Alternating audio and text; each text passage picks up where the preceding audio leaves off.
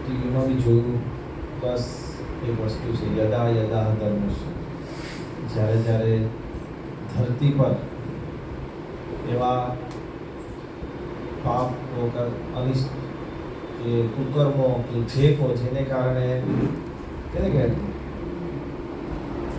ભગવાને ધરતી પર પ્રગટવું પડે. આપણા સંપ્રદાયમાં આપણે જોઈએ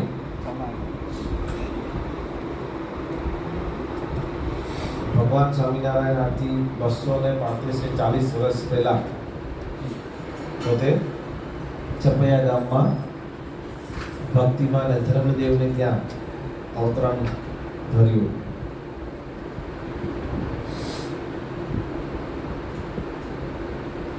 એમનું જ્યારે અવતરણ જન્મ થયો, નાના બાળક હતા, પાપા પગલી કરતા હતા, ગૂંઠણીએ ચાલતા હતા.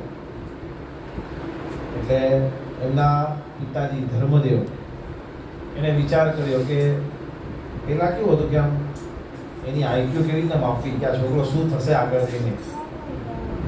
એટલે એમના ફાધરે એક બાજોટ રાખ્યો, બાજોટની ઉપર એક ગીતાનું પુસ્તક રાખ્યું, એક તલવાર નાની એવી રાખી અને એક ગોલ્ડ કોઈન, એ વખતે સુવર્ણ મુદ્રા રાખી અને એમનું નામ ઘનશ્યામ પાડ્યું. તો ઘનશ્યામ આવો, ઘનશ્યામ બોલાવે તો ઘનશ્યામ ઉઠણી આવ્યા, બાજોટ આગળ ઉભા રહ્યા, ત્રણેય વસ્તુ જોઈ અને ગીતા, ભાગવત ગીતા છે, ભાગવત ગીતાનું પુસ્તક હાથમાં લીધું અને એમાં જે શ્લોક છે ને યદા યદા હિ ધર્મસ્ય, એ શ્લોક પર આગળ મૂક્યું. ત્યારે એમના જે ફાધર હતા ધર્મદેવ, એને ખ્યાલ આવી ગયો કે આ તલવાર પકડત તો સુરવીર યોદ્ધા હતા, ગોલ્ડ કોઈન હાથમાં લે તો કદાચ ધનાઢ્ય વેપારી થાય, અને શાસ્ત્રને હાથમાં લીધું મીન્સ કોઈ જ્ઞાની સત્પુરુષ થશે. પોતે ઘનશ્યામ તરીકે બહુ બાળ લીલાઓ કરી, પણ ડેસ્ટિનેશન પાકું હતું. નાના હતા અને પોતાના ફ્રેન્ડ સાથે જંગલમાં રમવા જતા તો આંબલી પીપળીની ગેમ રમતા. એવા ઘનશ્યામ મહારાજ પોતે એકદમ ટોચ પર જતા રહે, બધા એના ફ્રેન્ડ પકડી જ ન શકે. પોતે ઘનશ્યામ ક્યાં છે જોયે તો ટોચ પર ઉપર હોય. ઘનશ્યામ મહારાજ પશ્ચિમની દિશા તરફ જતા હતા. બધા પૂછે તો શું જોઈએ છે ત્યાં? કે હજારો મુક્તો મારી રાહ જોઈને બેઠા છે, મુક્તો મારી રાહ જોઈને બેઠા છે. ત્યારે એના મિત્રને કાંઈ સમજાય નહીં કે આ શું નાનો બાળક શું બોલે છે, બરાબર. પણ 11 વર્ષની ઉંમર થઈ અને ઘનશ્યામ ભગવાને પોતાનું ઘર છોડી દીધું. આપણે બી અત્યારે જોઈએ છે, હું તો ઘણી વાર જૈન લોકોનું દર્શન કરું ને, નાના દીકરાઓ આખું ફેમિલી દીક્ષા લઈ લે છે, આખું ફેમિલી. એવું નહીં કે ખાવાના વાંધા હતા, એવું નહીં કે કોઈ તકલીફ હતી, પણ એક મોક્ષના માર્ગે જવા, એક સારું કર્મ કરવા, પોતે પોતાના મોજ શોખ ભોગ વિલાસનો ત્યાગ કરીને પોતે સંતની દીક્ષા લઈ લે. એ લોકોની સંતની દીક્ષા તો મેં જોઈ છે, દીક્ષા કઠોર અને પ્લસ એ લોકોનું રહેન કહેણ બી કઠોર. ઉગાડા પગે જવાનું, તડકો મને જોયે ને ઘણી વાર અહીંયાથી ગુજરાત જતા હોય ને તો કે સવારથી લઈને બપોર સુધીમાં કેટલાય બહેનો કેટલાય સંતો ઉગાડા પગે જતા હોય. એ લોકોના વચ્ચે ઓલા નંદીગ્રામ મંદિર હોય ત્યાંથી કદાચ મહાવીર ધામ આવતા હોય, કાં તો રોડા ધામ આવતા હશે, જેટલા બી જૈન મંદિર હોય ને એમાં મને દર્શન થાય. પણ થાય દર્શન, ખાવાનું બાફેલું મોડું, સही लाइट न करे, ફોકસ ન કરે યાર. આ તો યાર અઘરામાં આવી શકે છે. માણસને કેવું હોય ખબર છે, એ પર આવે ને એટલે ભલભલો આવી જાય. ખાવા ન મળે એટલે આપણે મગજ ફરી જાય. ઉનાળાની ગરમી હોય ને પંખા ન હોય, એસી ચલન સાઈડ પર પંખો ન હોય તો આપણે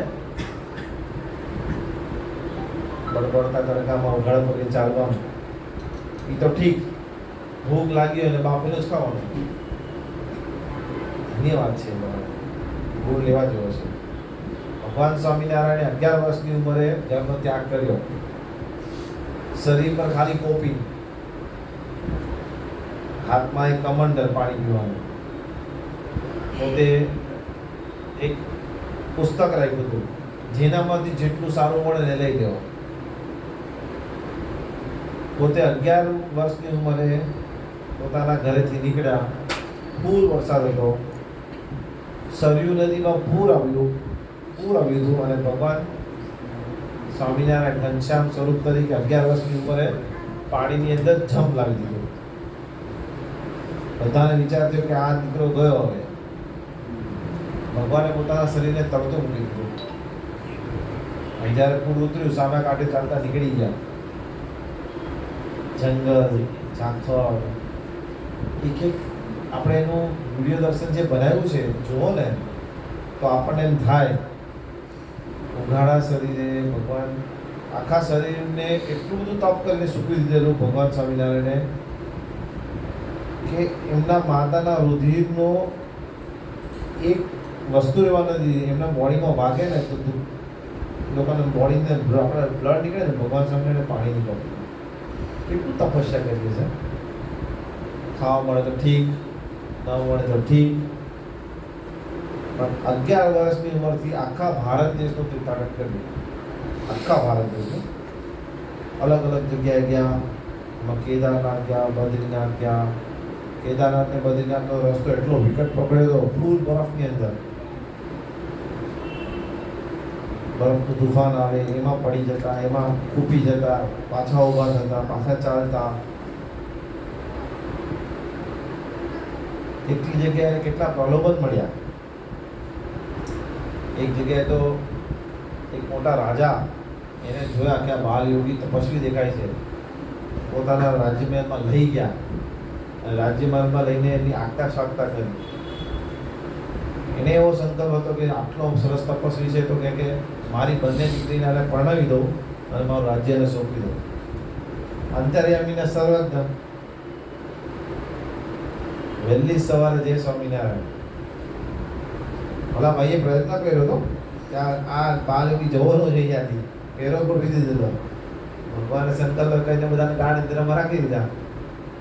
ત્યાંથી નીકળી ગયા. પછી ઓલા ભાઈને અફસોસ થયો કે મારા રાજ્ય માટે સરસ પવિત્ર સંત આવ્યા હતા અને મેં આવો સંકલ્પ નહોતો કરવો. યોગી છે. એક જગ્યાએ એક રાજાને ત્યાં હતા. પછી રાજા કે એક તૈયારી કરવાની. તો કેમ?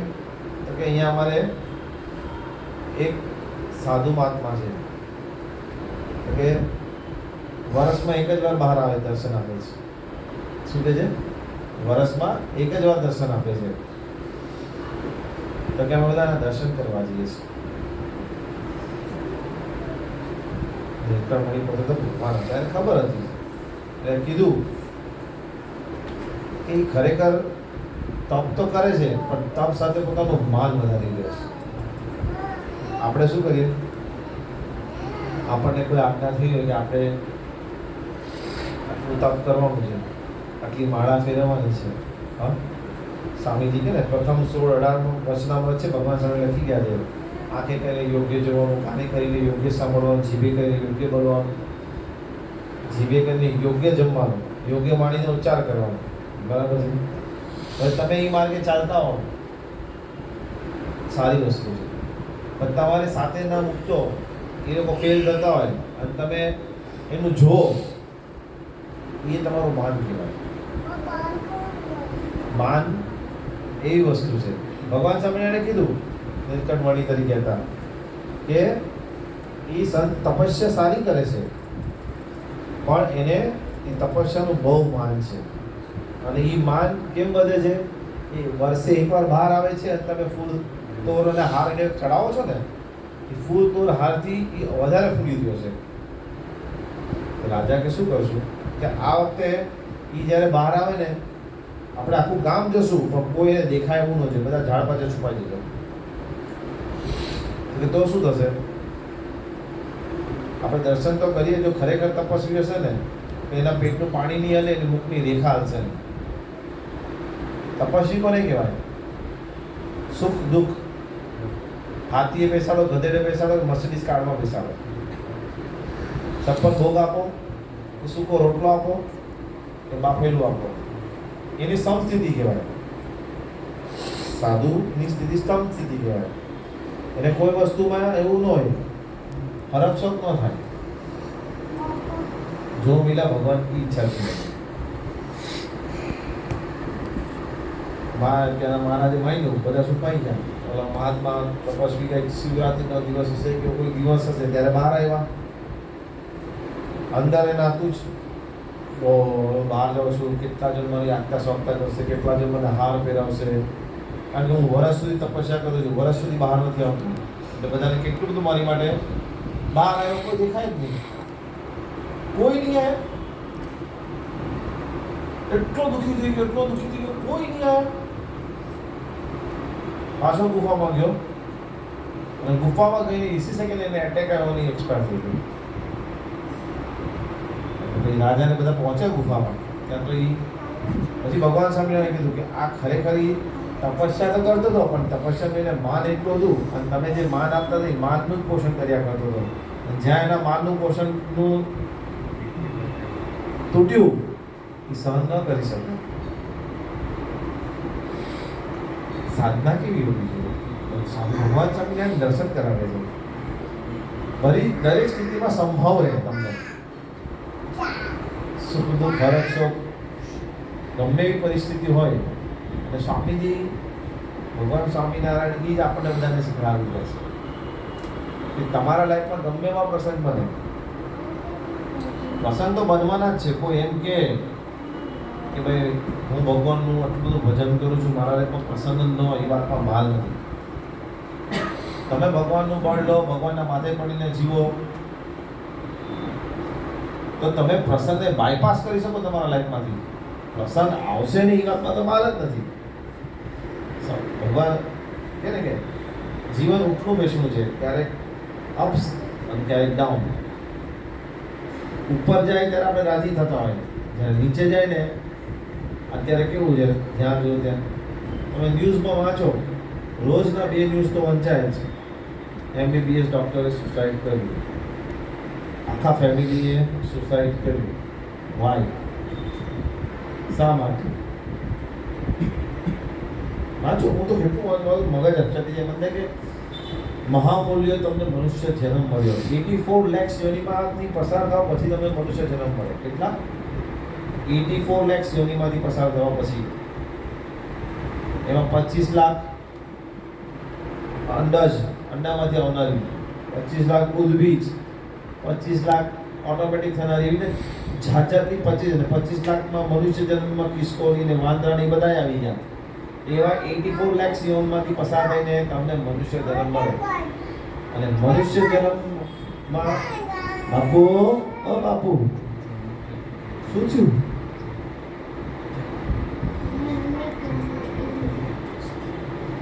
મનુષ્ય જન્મની અંદર 84 લાખ છે, એમાં મનુષ્ય જન્મ એવો છે કે જેમાં તમે તમારા આત્માનું કલ્યાણ કરી શકો, બાકી કોઈ યોનિમાં આત્માનું કલ્યાણ નથી.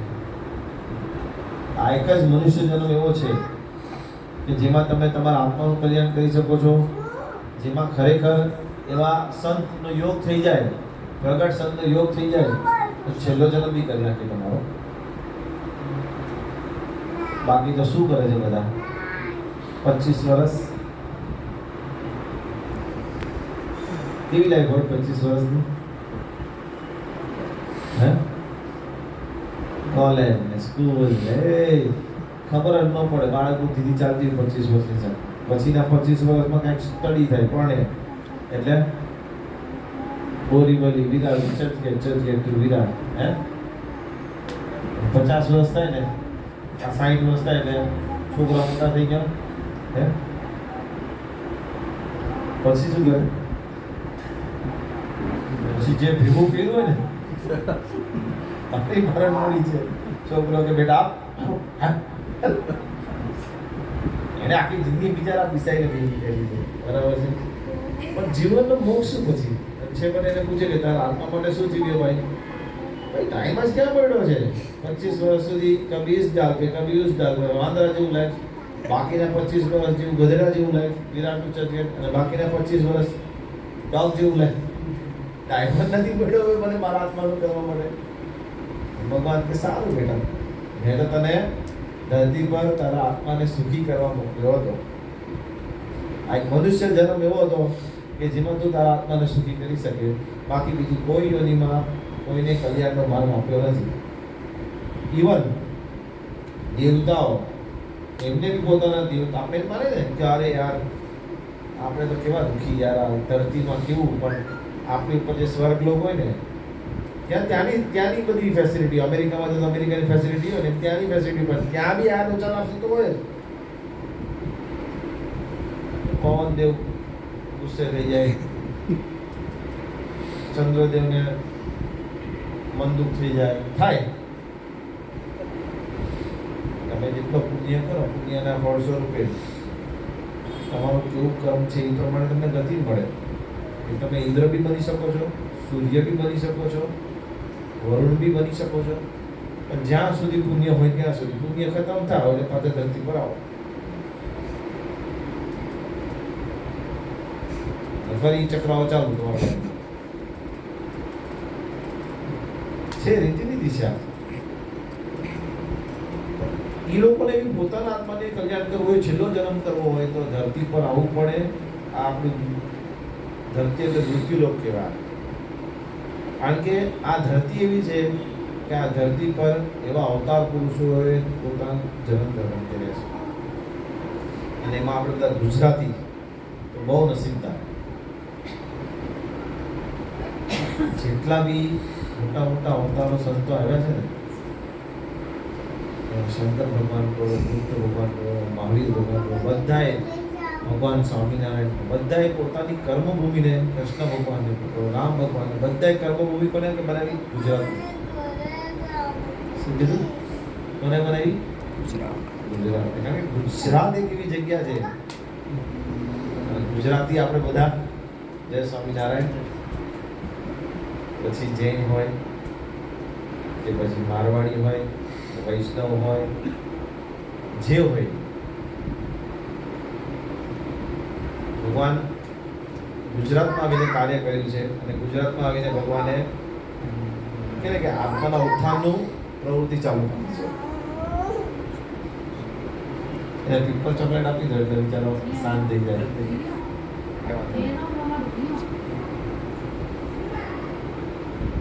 કે તો કહેવાનો મતલબ 84 લાખ યોનિમાંથી પસાર થયા પછી તમને મનુષ્ય જન્મ મળે, ને મનુષ્ય જન્મ લીધા પછી આપણે શું કરીએ? મારું તારું, આ મારું ઘર, આ મારો પૈસો, આ મારી જમીન, ક્યાં સુધી રહે? ક્યાં સુધી રહે? ગુરુ ગોવિંદ સાહેબ એમને વખતે એક વાણિયો હતો, એ લોકોમાં બી મહેતા શબ્દમાં આવે, એટલે વાણિયો હતો. એ વાણિયા ચિક્કાર પૈસા, કોઈ દાન પુણ્ય ધર્મ ન કરે. શું કામ કરવાનું ભાઈ? હું મહેનત કરી છે, મારા નસીબ ન આવ્યું છે, હું શું કામને આપું કોઈને? બરાબર. હવે એકવાર ગુરુ ગોવિંદ સાહેબ એના ઘરે પધાર્યા, એટલે આપણે કેવું હોય, અહીંયા કોઈ વડીલ સંત આવે તો આપણે વિવેકાનંદને પૂછે ને શું સેવા કરું, એટલું તો બોલવું પડે કે ને. એટલે ગુરુ ગોવિંદ સાહેબ એને શું કીધું? એક કામ કરીશ. હા બોલો, શું કરું? ગુરુ ગોવિંદ સાહેબ એના ઓલામાંથી છે ને સોય કાઢી, અને સોય ના કે આ સોય તારી પાસે સાચવીને રાખજે. તું દેહ છોડીને જ્યારે ઉપર આવશે ને ત્યારે ત્યાં સુધી તારે સાચવવાનું, ત્યારે તારે મને આપી દેવાનું. હા બોલ, આપી દઈશ. ગુરુ તો નીકળી ગયા, બસ આટલી સેવા. પછી રાતના સુયો પાણી, એટલે વિચારમાં ચડ્યો કે સારું આ શું કીધું મને? દેહ છોડ્યા પછી ઉપર આવીશ ત્યારે મને આપજે. મરી ગયા પછી તો હું તો રાત બની જઈશ, તો સોય કે ના પડી જઈશ? સોય પકડવા માટેની શરીર તો હોવું જોઈએ ને. આખી રાત વિચારમાં પડી ગયો. સવાર થઈ સીધા ગયા ગુરુ ગોવિંદ પાસે ને હાથ જોડ્યા. શું કીધું? મારથી આ તમારી સેવા નહીં થાય. ગુરુ કે આટલી નહીં સેવા થાય? પણ ગુરુ મારું દેહ બળી જશે, રાત થઈ જશે, તો સોય બી હું નહીં લઈ જઈ શકું તમારા સ્થાનમાં. તો હું કેવી રીતે તમને સોય આપીશ? જો તું સોય બી લઈ જઈ શકતો, આ સંપત્તિ કઈ લઈ જવાનું તારી સાથે? ત્યાં વાળાને ચમક છે. હા, પછી અંદરથી સ્ટ્રાઇક થઈ, ના ના ના સાચી વાત છે તમારી. પછી એને ચાલુ કરી દીધું દાન ધર્મ કરવાનું. કે સાથે તો શું આવશે? ભગવાનના ધામમાં જાઓ તો ભગવાન શું પૂછશે તમને? કેટલા બંગલા કર્યા, કેટલો પ્રોફેશનલ બન્યો, કેટલો તું ચાર્ટર્ડ એકાઉન્ટન્ટ સીએ બન્યો, કેટલા પબ્લિકને તે ધોકો આપ્યો, એ કાંઈ નહીં પૂછે તમને. કર્મ તો છે, કર્મનો કાયદો લાગવાનો જ છે તમારા જીવનની અંદર. ભગવાનનો સામનો થશે તો ભગવાન પૂછે તું મારા માટે કેટલો જીવ્યો, તું તારા આત્મા માટે કેટલો જીવ્યો? અરે ભગવાન તમારા માટે રાતના બેઠતો તું, સ્વામિનારાયણ સ્વામિનારાયણ, આખો દિવસ થાકી ગયો હે, આખો દિવસ કેટલું દોડધામ કર્યું મેં. ભગવાન તમને શું ખબર પડે યાર, આ પૈસા ક્યાંથી ઊભા થાય? કેટલી વિડીયો કરવી પડે, કેટલા કાવા દાવા દાવ પેચ ખેલે ત્યારે પૈસા આવે. અને પૈસાની પાછળ તો બધું સેટિંગ છે આખું. એના આગળના સ્કૂલની ફીસ ભરાય, એના ઘરમાં અનાજ આવે, એના છોકરાઓની શોખ પૂરા થાય, ના ઘર લેવાય, ના ઘરેણા લેવાય, કાંઈ ન થાય. કારણ કે તને બધો ટાઈમે પહોંચ. ભગવાન કે તે 10મો ભાગ તો મારા માટે કાઢો છે. શાસ્ત્રમાં લખ્યું છે કે તમે જેટલું કમાતા હોય એનો 10% તમારે ભગવાનની અર્થે વાપરવો જોઈએ. કદાચ તમે ગરીબ છો અને તમારી તકલીફ છે તો 5% વાપરો. હા, અને કદાચ તમારે ખાવાના જ માંગતા છે, તમારે પ્રોબ્લેમ છે, 1 તો 13 સાથે, તો ભગવાન કે ના પાડી છે. બરાબર છે? એમ તમારા લાઈફનો 24 કલાકમાંથી 10% એટલે 2.5 કલાક થાય. 2.5 કલાકે નહીં થાય, કલાક તો કાઢો ભગવાન માટે. આપણે એટલું બી નથી કરી શકતા, એટલું બી નથી કરી શકતા. અજામિલ હતા, આ પ્રસંગ ભાગવતમાં લખાયેલો છે. અજામિલ બ્રાહ્મણ 100 એમ કે સોમવલીનું ઝેર પચાવી શકે. સોમવલીનું ઝેર કોણ પચાવે? જેને 100 જન્મથી શુદ્ધ બ્રહ્મચર્ય જેનું જીવન હોય ને, એ જ સોમવલીનું ઝેર પચાવી શકે. ને એવા હતા અજામિલ બ્રાહ્મણ. રસ્તામાં ગયા જતા હશે, એમાં કોઈ કોલગલનું અમૂળાનું ફૂલ પડ્યું હશે અને એ ફૂલ એને ગમી ગયું અને એને સૂંઘ્યું, એટલે ઓલીના સંસ્કાર એનામાં ટ્રાન્સફર થયા. એટલે ગોતતા એની પાસે ગયા અને એને જોઈને પડવાનું મન થયું. આ હતા પોતે બ્રાહ્મણ અને ઓલા બે હતા પોતે મોમેડિયન. પણ કે ને લવ આંધળો હોય, બેરો હોય, એના હાથ પગ ન આવે, ત્યાં મા બાપે કામ ન આવે, વડીલોએ કામ ન આવે, બસ જીત. ત્યાં બધા દુશ્મન જ લાગે. સમજાય બેટા, ગાંડા વેડા ના કરાય. આ તારા 5 વર્ષ પછી તારી જિંદગી બરબાદ થશે. એટ્રેક્શન છે 2-5 વર્ષનું, પછી શું? પછી આખી જિંદગી પછી તારે ભજન જ કરવાનું છે. તેરે લીએ ચાંદ લેકે આઉંગા, તેરે લીએ ये લેકે આઉંગા. પછી વર્ષ પછી અરે ચાંદ સિતારા લાવવાના હતા, જમવાનું આપ ચલાવે, દિમાગ નહીં કરે, બધી ભાષા નીકળી જાય. હા, થાય છે ને, ચાલ છે લાઈફ. માણસને શું છે? સુખની આશા રે, સુખની આશા. મારે અમેરિકા જવું છે, મારે દુબઈ જવું છે, મારે એક સુખની આશા હોય બધાને. જ્યારે મળી જાય ને પછી એ દુઃખરૂપ થઈ જાય. કોઈ બી સુખ ઈચ્છો સારી વસ્તુ છે, પણ એ સુખ પછી છે ને મળી જાય ને પછી એનો કોઈ મોહ ન હોય. જ્યાં સુધી ન મળે ત્યાં સુધી પાછી દોડ્યા કરે, ગાંડા થઈએ, મળીએ, મળશે, મળે. જેવું મળી જાય ને એટલે પછી એનો મોહ જતો રહે. પછી થોડા વખત પછી દુઃખ થાય. કઈ વાત કરું તો અજામિલ બ્રાહ્મણ. હા, હવે મુસલમાન ભાઈને પરણીને ઘરે લાવ્યો. પછી તો કેવું હોય, જય સ્વામિનારાયણ. ઓલી બા અહીંયાથી પોતે કોલ કર્યો, નોનવેજ ઘરમાં ખાવાનું ચાલુ થયું. ઓલાને કે જા તું બહાર કમાવા જા. પછી ઓલો ખેતી કરવા લાગ્યો, ઓલો કામ કરવા લાગ્યો, અને આખું લાઈફ એનું સ્પોઇલ થઈ ગયું. બરાબર. એ કક્ષાએ અજામિલ બ્રાહ્મણ થઈ ગયો કે એના ઘરે કોઈ સંતો આવે ને તો એને ગમતું નહીં, હળદૂત કરી કારણ કે એને પોતાનું અતીત દેખાતું હતું કે હું આવો તો કેવો થઈ ગયો. પણ પાછો વળી ન શકતો. એને ખબર હતી કે આઈ એમ રોંગ. એને ખબર હતી હું કોણ હતો, પણ હું ક્યાં વહી ગયો સંગે કરીને. હું પાછો વળી ન શકતો. એટલે કોઈ સંતોને જોયે ને તેને ચિત્રી ચડતી. પછી નારદજીને દયા આવી. નારદજી કે આ સોમવારીનું ઝેર પચાવનાર અજામિલ બ્રાહ્મણ અને આ રીતનું એનો આત્મા આ રીતનું એના આત્માની ગતિ કરશે, ક્યાં જશે આ? એટલે એના ઘરે છે ને ભિક્ષા લેવા આવ્યા. એટલે ઈ તો હતો નહીં. એની ઘરવાળીને એટલી ખ્યાલ સંતો આવ્યા છે તો કંઈક તો ભિક્ષામાં કે તમે જમીને જાઓ. એટલે નારદજી જમ્યા તો કે દક્ષિણા શું આપશો? દક્ષિણા તમે કોઈ તો કે તમારી ત્યાં અત્યારે 5મું કે 6મું સંતાન આવવાનું છે, એનું નામ નારાયણ પાડ્યું. શું પાડશો? નારાયણ પાડ્યું. એટલે વડે કે સારું. નારદજી નીકળી ગયા. એટલા માં જમી લાવ્યો અને પછી તો બહુ ધમાલ થઈ. કેમ કોઈ કામ જમાડા તો આમ તેમ કાંઈ વાંધો નહીં. કે શું માંગ્યું, શું કીધું? તો કે નહીં કે આપણું જે હવે સંતાન આવવાનું ને એનું નામ નારાયણ પાડવાનું કીધું છે. સારું સારું ચલો. અને આવ્યું બાળક, એનું નામ નારાયણ પડ્યું. નારાયણ આવો, નારાયણ આવો, નારાયણ નારાયણ થવા લાગ્યું. નાનું બચ્ચું એટલે બધા પ્રેમ તો હોય જ ને. અને એમ કરતા અજામિલનો દેહ પડ્યો. જેવો દેહ પડ્યો એટલે યમદૂત આવી ગયા. જેવા યમદૂતો ને નારાયણ નારાયણ નારાયણ કરવા લાગ્યો. નારાયણ ભગવાનના દૂતો આવીને ઉભા રહી ગયા. યમદૂતો કે આ અમારો છે ભાઈ. અને આખી જિંદગી ન કરવાનું કરી કાઢ્યું બધું. બહુ ખરાબ કર્મ ઊભા કર્યા છે. શું કહ્યું છે? બહુ ખરાબ કર્મ ઊભા કર્યા છે. તો કે એને નારાયણ ભગવાનનું નામ તો લીધું છે ને. તો કે નારાયણ ભગવાનનું નામ નથી લીધું ને, છોકરાનું નામ નારાયણ છે એટલે નારાયણ નારાયણ બોલે છે. તો કે એના છોકરાના નામ પેલા ભગવાનનું નામ છે નારાયણ. એટલે આ અમારો કેસ છે.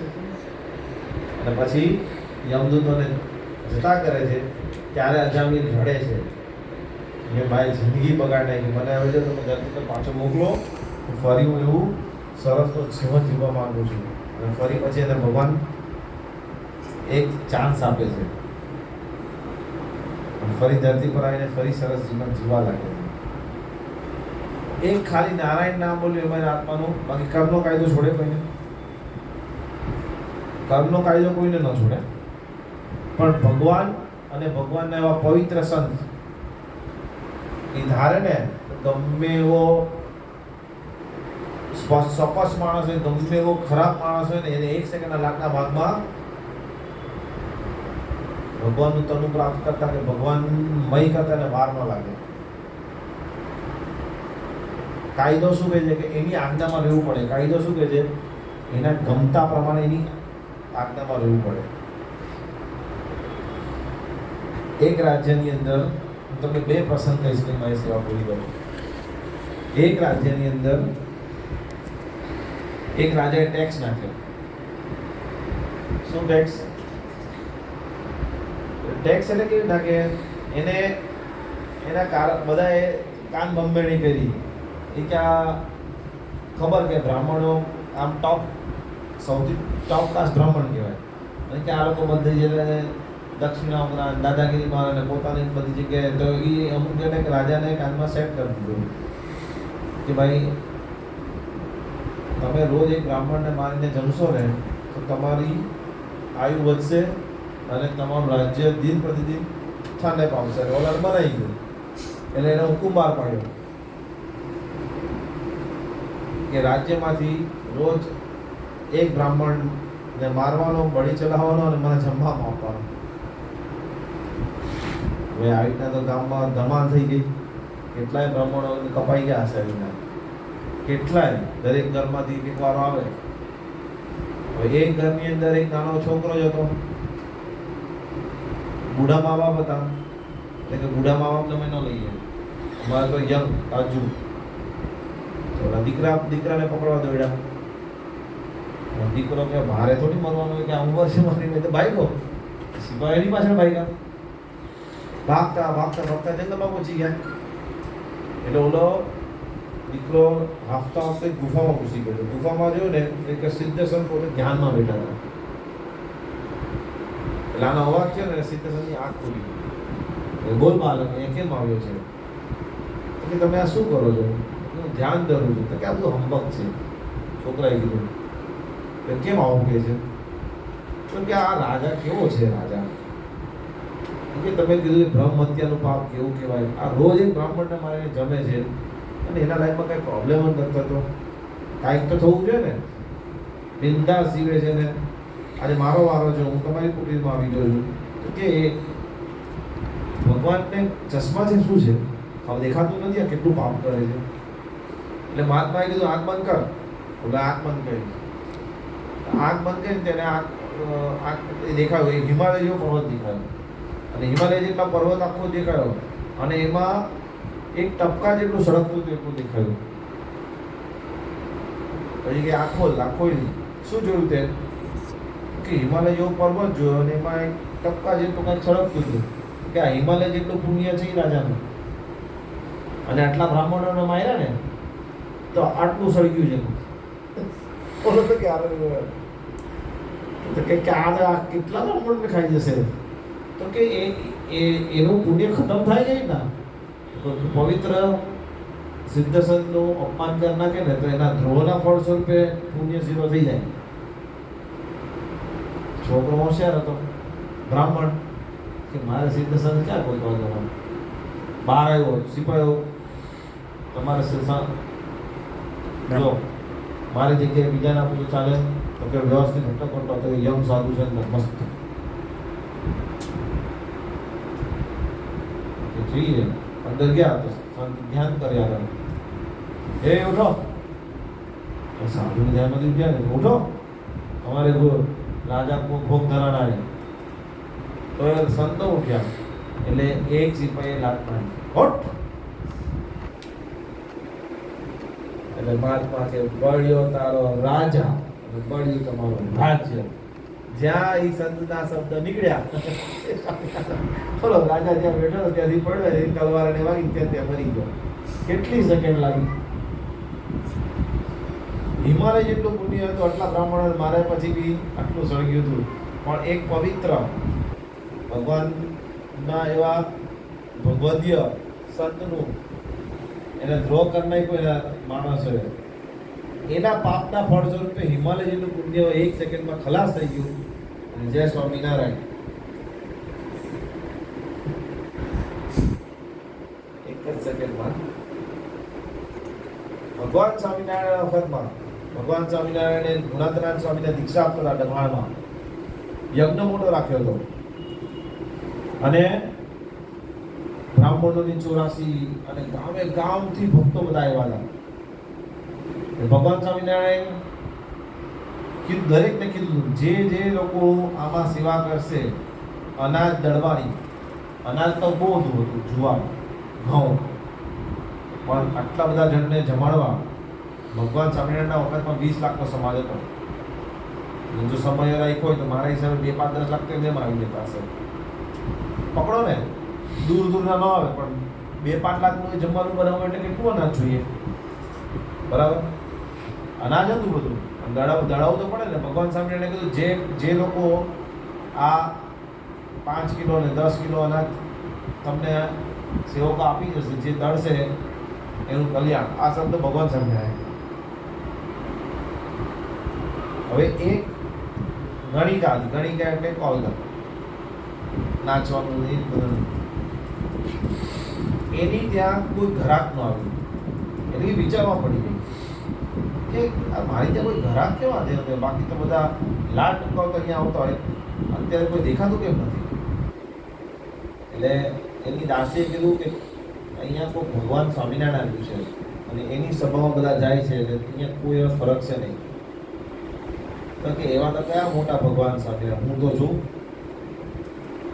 ગયા ભગવાન સ્વામીની સભા હતી, જોયા અને ભગવાન સ્વામીની મૂર્તિને જોઈ એટલે મોહી ગઈ. આકર્ષાય ને ભગવાન હોય ને એટલે એને ચુંબકથી પણ કહે છે કે કઈ સલમાન ખાન, શાહરુખ ખાન જેવા નહીં કે આપણે જોયા કરે, આમિર ખાન જેવા ન હોય, રિતિક રોશન જેવા ન હોય, મોઢું કદાચ ખરબચડું હોય, બુઢા હોય કે ચશ્મા હોય કે દાઢી ઉધરી, પણ એનામાં છે ને એક ચુંબકીય શક્તિ હોય ભગવાનની, ખેંચાઈ ગઈ. ઓહો. અને એને સાંભળ્યું, ભગવાનને પ્રાર્થના કરી કે મને અનાજ નહીં આપો. એટલે બધા બેઠેલા, આ તો ગણિકા છે, આને ન અપાય, આ તો પાપી છે, આને ન અપાય, આ તો ભ્રષ્ટ થઈ જાય, સમય આનું ખાસું ન. ભગવાન કે આપો એને અનાજ. ભગવાન કે તારા હાથે દડવું પડશે, કારણ કે દાસીઓ હતી કે તારા હાથે દોડવું પડશે, ક્યાં હું દડીશ. આખી રાત બેસીને એને અનાજ દડ્યું, કારણ કે ભગવાનની મૂર્તિમાં ખેંચાઈ ગઈ હતી. આખી રાત ભગવાન સામે સંભાળતા અનાજ દડ્યું, અને સવારે સભામાં લોટ લઈને આવી તોય બધાને ત્રાસ આપ્યો કે આ દાસી પાસે દળાવી હશે, આનું કોણ અનાજ ખાઈએ ને આમ તેમ. લોક તો બોલવાનું જ છે. હે ભગવાન સામે કે તારા હાથ દેખાડે, એના હાથમાં ફોલ્લા પડી ગયા હતા. ભગવાન સામે કે આ એની સાક્ષી છે કે આખી રાત એને બેસીને અને અમારાથી ક્યાં ક્ષેત્ર આવવાનું છે. મારા ભગવાન સ્વામી કે જાઓ મુક્તાનંદ સ્વામી જેવું કલ્યાણ. ભગવાન સ્વામિનારાયણના ટોપ સાધુ મુક્તાનંદ સ્વામી મહારાજ કે મુક્તાનંદ સ્વામી જેવું કલ્યાણ. ક્યાં ગણિકા એવા પવિત્ર સંતની કૃપા થાય ને, ઊંડા કપડ સીધા થઈ જાય, નસીબ આળેનું પાંદડું હલતા વાર ન લાગે, મહેનત કરી કરીને મરી જાઓ કશું ન થાય. પણ આવા કોઈ સંત, ભગવતી સંત કેવા ગુરુનો આશીર્વાદ મળી જાય ને તો નસીબ વાળું પાંદડું હલતા વાર ન લાગે. જય સ્વામિનારાયણ. સુખ્યા સુખ્યા સુખ્યા થઈ ગયો. સત્સંગમાં પણ એક બી ફાયદો, સત્સંગ કરો એટલે શું? શુભ વિચાર. ગમે એવો પ્રસંગ બને ને, ભગવાનની ઈચ્છા વગર થતું નથી. ધાર્યું ભગવાનનું થાય છે, કરતા કરતા ભગવાન છે. 2 મિનિટ દુઃખ થશે આપણને, આવું કેમ થયું, પછી તરત આપણે પાછા વળશું નહીં. ભગવાનની ઈચ્છા છે ને, કદાચ સારા માટે જ થયું, તારા માટે. શુભ વિચાર, નિશ્ચિંતા. નિશ્ચિંતા ક્યાંય ન મળે. ગમે એટલો ધીરુભાઈ અંબાણી હોય, ગમે એવો મોટો હોય, હૈયામાં કોક તો ડર રહેતો હોય ને હોય છે. ભગવાન સ્વામિનારાયણ કે અમારી સભા ભરશો ને, સ્વામીજી બોલ્યા, સ્વામી નિશ્ચિંતા તમારા જીવનમાં આવી જશે. ગમે એવો પ્રસંગ બનશે ને તમારા જીવનની અંદર, હૈયાની અંદર તમે આજે સુસાઇડ કરે શેની માટે થાય છે? સહન શક્તિ ઘટી ગઈ છે બધાની. શા માટે થાય છે? બેરિંગ જ નથી, ઘર્ષણ સંઘર્ષ કોઈ સ્વીકારે જ નથી. હવે શું થશે, કેમ સર્વાઈવ કરીશ, શું થશે, એમ કરતા આખી રાત પંખો જ દેખાતો એ લોકોને. આખા ફેમિલી સાથે લોકો તો શું સુસાઇડ કરે તો સુખ્યા થાય, સંઘર્ષ મટી જાય. ભગવાનનો કાયદો છે, તમે આત્મા દાહ કરો એટલે તમે ભૂત યોનિમાં નાખી દે. પહેલા જાઓ 6 મહિના તો કમ્પલસરી ક્રાઇટેરિયા 6 મહિનાનો કે દેવાનું છે. પછી તો જેવું ભગવાન રાખવા દે, 300 વર્ષે રાખે, 100 વર્ષે રાખે, 150 વર્ષે રાખે, તો શું ભૂત યોનિમાં હું ભજન કરવાનું છે? ભૂત યોનિમાં બોડી સળગતું હોય આખું. પાણી પીવા જાય તો આપણી બાટલાનું પાણી ન પીવાય, અજીણ પાણી મળે, નાળા આગળ બેસવું પડે. આ નાળાનું પાણી કેવું હોય, કાળું કાળું, બધા રમણ કૂતરા આવતા એ પાણી પીવું પડે. એમાં હું શાંતિ મળવાની ને. પછી એક કા જીવતો હતો, ઓલું સંઘર્ષ થોડું ઓછું હતું, થોડું દેવું હતું, એમાં ક્યાં પટી ગયો, થોડું ઘરમાં ઝઘડો થયો, એમાં ક્યાં આપણું કર્યું. આ તો ભયંકર છે. અને છુટકારો ક્યારે ખબર નહીં, ત્યારે છુટકારો ખબર ન પડે. નિશ્ચિંતા કોણ આપશે? આપણે બેસીએ સ્વામિનારાયણ સ્વામિનારાયણ સ્વામિનારાયણ. હે મહારાજ, એ સ્વામી પ્રસંગ આવ્યો છે, ખબર નથી શું કરવાનું, મહારાજ વડાવો. આનંદ જાય નહીં, અને પ્રસંગ આવે તો પ્રસંગનો સામનો કરવાનું બળ મળી જાય. શું મળી જાય? પ્રસંગનો સામનો કરવાનું બળ મળી જાય. સુવિચાર, નિશ્ચિંતા. આના સિવાય જોઈએ શું? સાચો પ્રેમ. સ્વામી કહે કે સત્સંગ કરો ને એટલે આ તમારા જીવનની અંદર ભગવાન બક્ષિસ આપે. સ્ટેબલ વાળો માણસ છે ને જગ જીતી જાય. ગમે એવી પરિસ્થિતિમાં જેને સ્થિરતાથી ભગવાનના મળે જીવે ને એ વ્યક્તિને કોઈ જગ્યાએ પ્રોબ્લેમ ન થાય. પ્રસંગ આવે, સંઘર્ષ બી આવે, પણ એ પછી ભગવાનને આગળ રાખીને પોતાની ઢાલ બનાવી કાઢે. પછી દિલથી માને ભગવાનની ઈચ્છા છે તો કામ થશે, ભગવાનની ઈચ્છા નહીં થાય નહીં હોય તો નહીં થાય. જે હશે એ મારા સારા માટે છે એમ માનીને જય સ્વામિનારાયણ છોડી દે. સંઘર્ષથી ડરી ન જાય, સંઘર્ષથી નાસીપાસ ન થઈ જાય કે હવે શું થશે, હવે કેમ થશે, હવે મારી ઇજ્જતનું શું, હવે મારા ઘરનું શું. ઇજ્જત પર એક નાની વાત, જીવનની અંદર હંમેશા છે ને ભગવાનને આગળ રાખીને જીવવાનું, બાકી કોઈ સાથે નથી આવતું, કોઈ કરતા કોઈ નહીં. ગુણાન સ્વામીની વાતમાં છે, એક જણ ખેતી કામ કરતો હતો, એના મધર ફાધર ને વાઈફ સાથે રહેતા હતા, સરસ ઘર હતું. ફાધર એક્સપાયર થયા એટલે કાર જ લાજ આવીને ઊભી રહી ગઈ. લાજ એટલે સમજ્યા? લાજ કે ને કે લાજ જતી રહેશે તમારી, એટલે લાજ આવીને એટલે આપણી ભાષામાં શું કહેવાય, દીકરાનો લગ્ન કર્યો હતો, 5-10 લાખનો ધોળો કરવો પડે ને, કેમ ગામવાળાને ખબર પડી જાય ને ભાઈ, ગામવાળાને ખબર પડી જાય કાક કોકના ગામમાંથી લાવ્યા જ આપવા પણ પડશે, ત્યારે ગામવાળો કોઈ નહીં ઊભો રહે.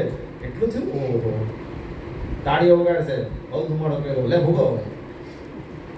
ભલે આપણે ગાડી ત્યાં મસ્ત 500ની કે 1000ની થાળી ખાઈને જમીને ગયા, હા ઈલાજ લાજ આવીને ઊભી રહી ગઈ.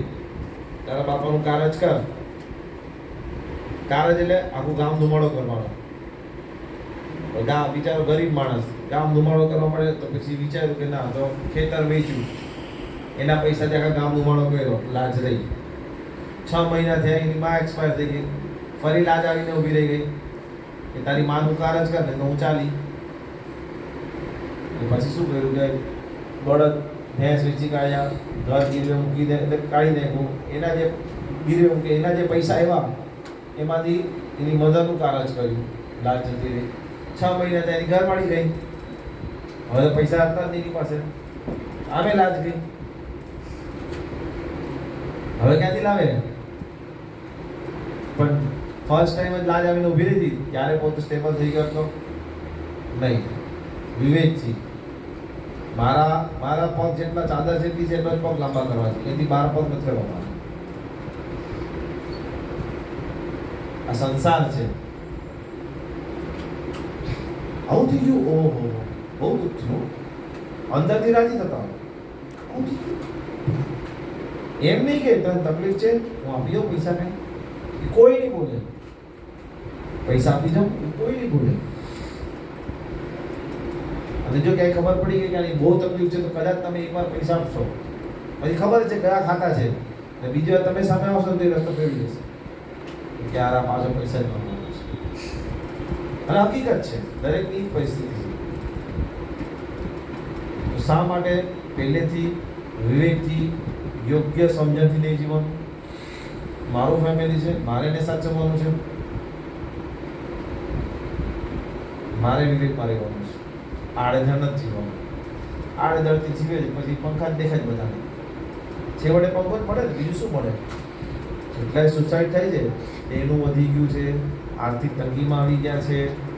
હા, યંગસ્ટર હોય તો લવમાં ફેલ થઈ ગયા હોય, કે યંગસ્ટર હોય તો પોતે ભણવામાં કંઈક લોચા મારી દીધા હોય, ન પાસ થતા હોય, અને ઘરમાં અપેક્ષા એટલી હોય કે ભાઈ એટલા ફર્સ્ટ પર્સન્ટેજ આવો છે, તે ન પૂરી શકતા છે એના કારણે. પણ અંતે તો ઝીરો જ મળે છે બધાને. ફેમિલીવાળા દુઃખી, એ તો જાય પણ આખું ફેમિલીની પાછળ ન દુઃખી થાય. એક વ્યક્તિ ઘરમાંથી જાય એની પાછળ આખું ફેમિલી હેરાન થાય. આપણને ઘર છૂટી ગયું ને આખું ફેમિલી હેરાન થઈ ગયું. ભાઈ આ કોરોનામાં કેટલા જણ વહી ગયા, હા કેટલાય ફેમિલીમાં છોકરાઓ અનાથ થઈ ગયા મા બાપ વગર.